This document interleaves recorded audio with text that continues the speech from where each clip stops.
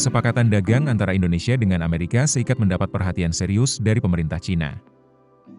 Juru bicara Kementerian Luar Negeri Cina Lin Jian menyatakan, negaranya selalu mendorong semua pihak untuk menyelesaikan sengketa ekonomi dan perdagangan melalui dialog dan konsultasi yang setara.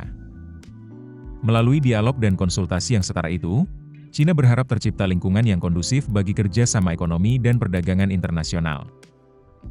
Dengan begitu kesepakatan yang dicapai tidak merugikan negara lain. Pernyataan serupa juga sebelumnya disampaikan Cina menanggapi tercapainya kesepakatan dagang antara Vietnam dan Amerika Serikat. Salah satu klausul kesepakatan dagang yang ditentang Cina adalah poin perjanjian terkait pengenaan sanksi tarif atas ekspor barang transhipment yang dilakukan melalui Vietnam atau Indonesia. Kesepakatan itu dianggap merugikan Cina. Dalam akun media sosialnya, Trump mengatakan bila ada produk dari negara lain, terutama Cina, yang diekspor ke AS melalui Indonesia atau Vietnam, maka akan dikenakan tarif tambahan yang lebih tinggi. Trump mematok tarif 40% untuk transhipment kepada Vietnam. Seperti diketahui, Indonesia dan Amerika Serikat mencapai kesepakatan soal tarif dagang di mana AS akan memberlakukan tarif 19% terhadap produk-produk Indonesia yang masuk pasar Amerika. Sedangkan Indonesia membebaskan sama sekali tarif atas produk-produk AS yang masuk ke Indonesia. Sebelumnya AS memberlakukan tarif 32% terhadap produk Indonesia sebagaimana surat Presiden AS Donald Trump tertanggal 7 Juli 2025 kepada Presiden Prabowo Subianto.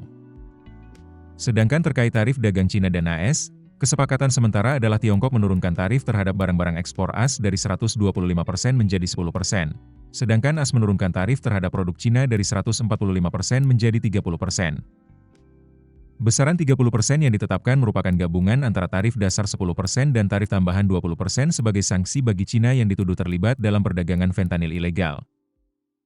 Namun, tarif resiprokal yang sebelumnya ditetapkan oleh AS tidak dihapus secara permanen, melainkan ditangguhkan selama 90 hari yaitu hingga 12 Agustus 2025.